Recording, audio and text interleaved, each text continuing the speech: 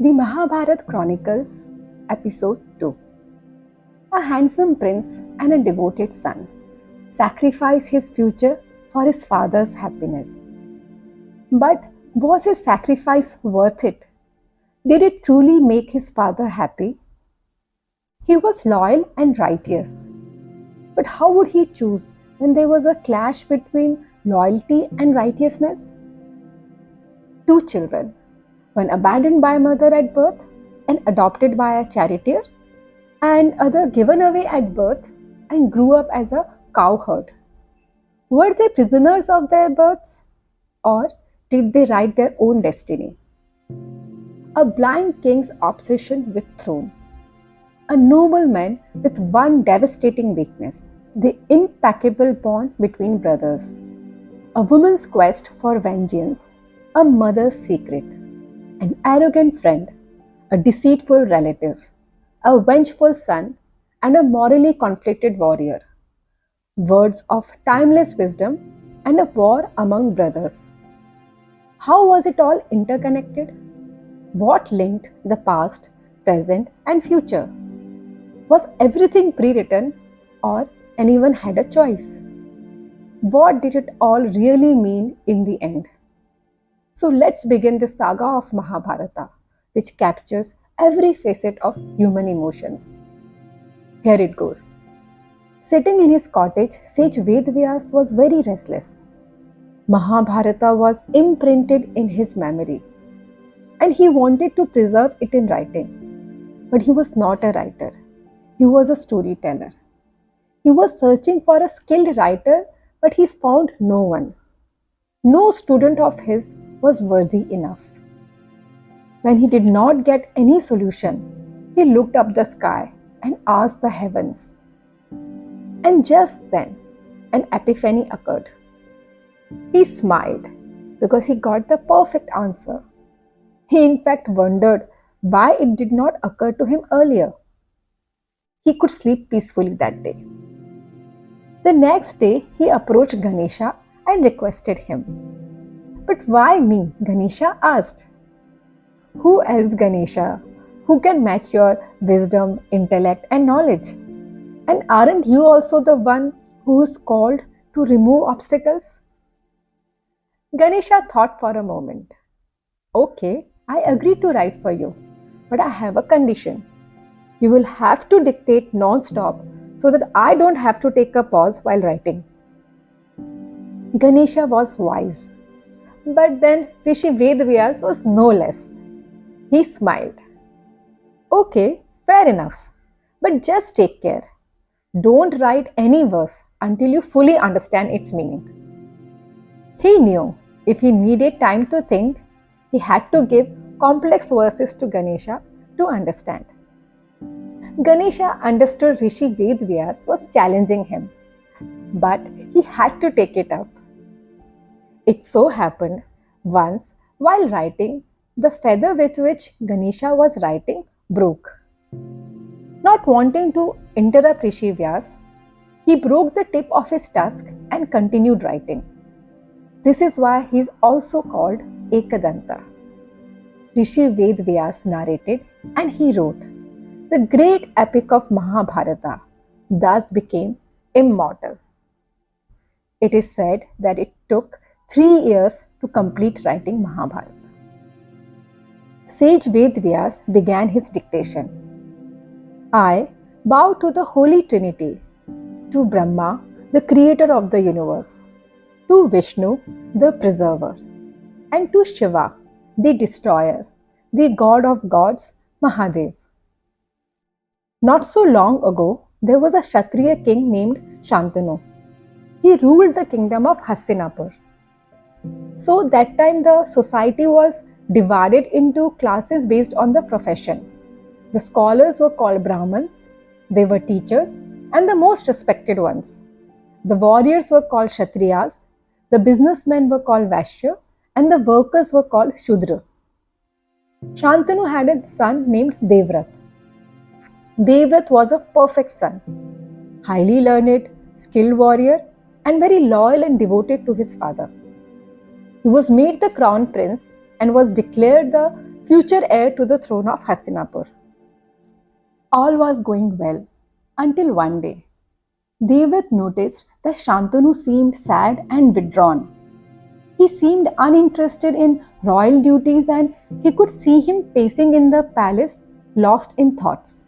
It bothered him, so he asked his father for the reason. But Shantanu was dismissive. How could he tell his son the truth that he was obsessed with a woman?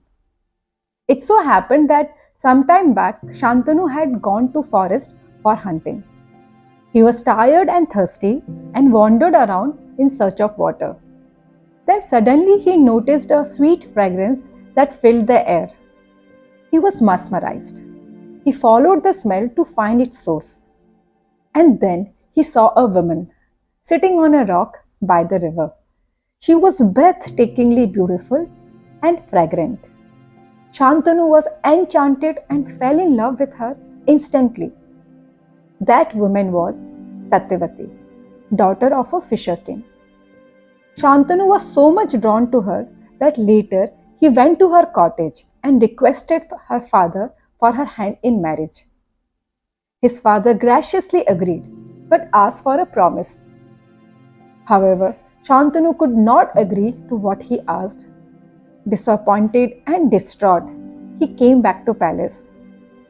Since then, he tried to forget Satyavati, but he was not able to. The memories of their first meeting kept replaying in his head. More he tried to forget, more intense he felt the longing to have her as his queen. He had anyway been lonely for a while, as Devrat's mother had left him. But still he could not bring himself to agree to her father's demand, as it felt like betrayal to his son. So he was torn between his love and his conscience. Devrat, on the other hand, was not satisfied with Shantanu's dismissal. He was sure something was not right.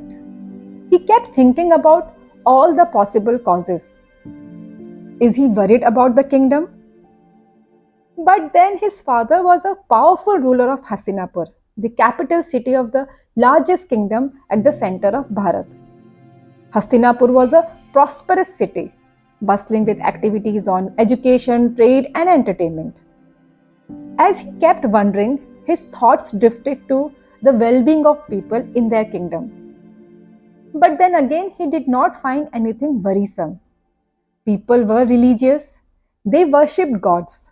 The holy trinity of Brahma, Vishnu, and Shiva was most worshipped. And in the numerous forms, their wives, Saraswati, Lakshmi, and Parvati, were widely worshipped as keepers of knowledge, wealth, and power. People generally believed in Dharma. And what is Dharma? In very simple words, we can say Dharma means the righteous way of living.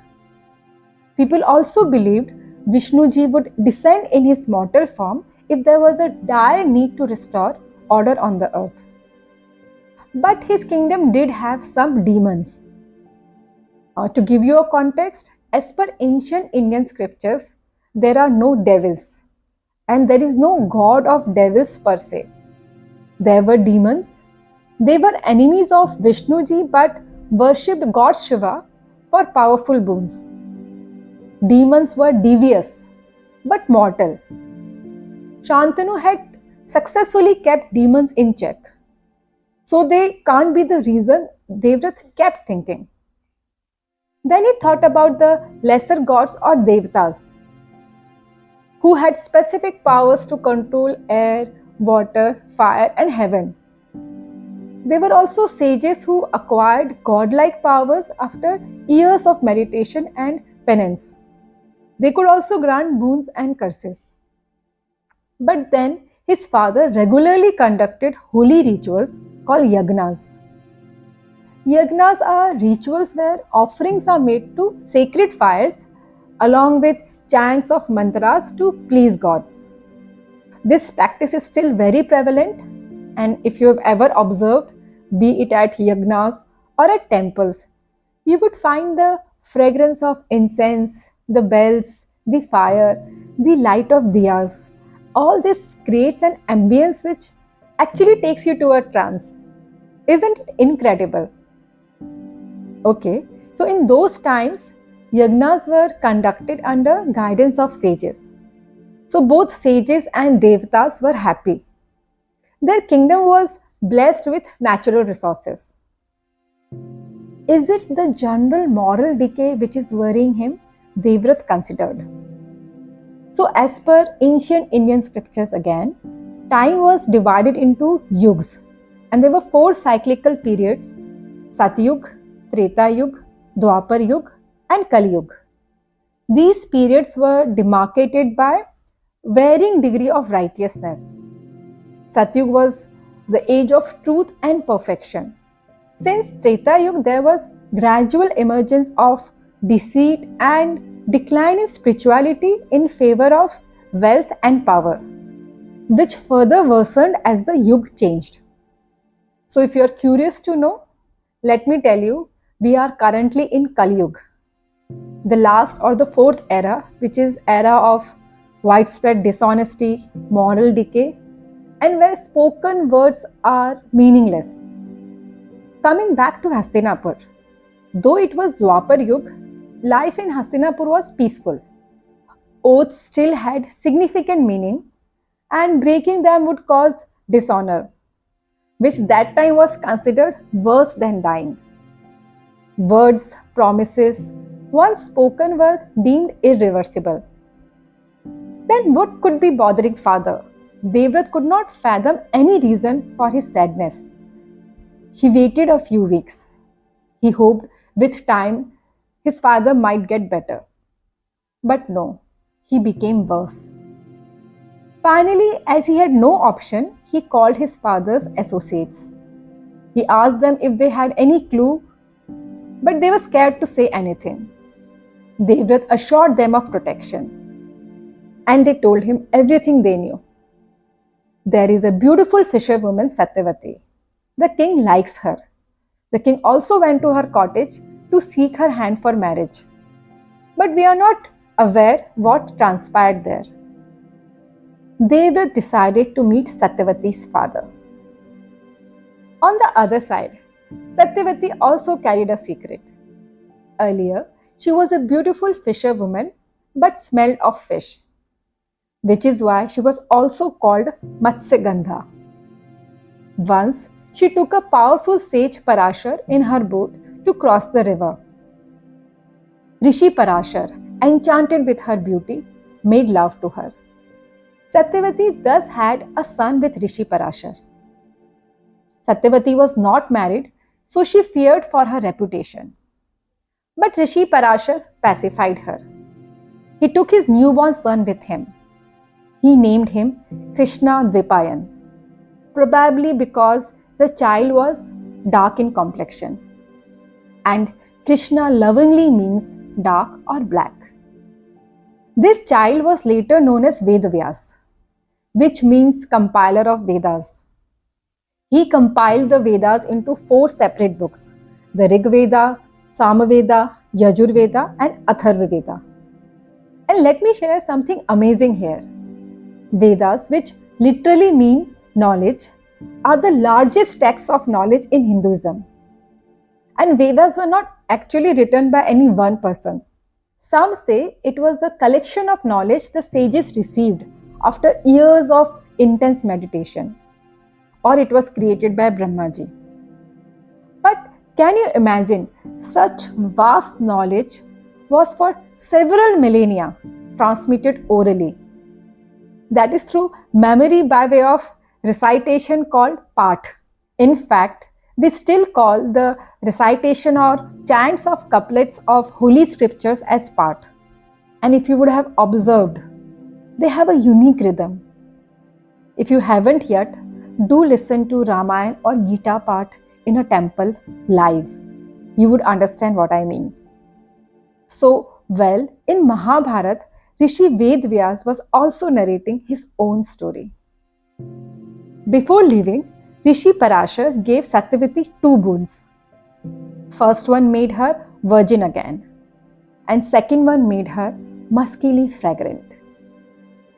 Maybe it was destiny, as it was this fragrance that attracted Shantanu to Satyavati. End of episode.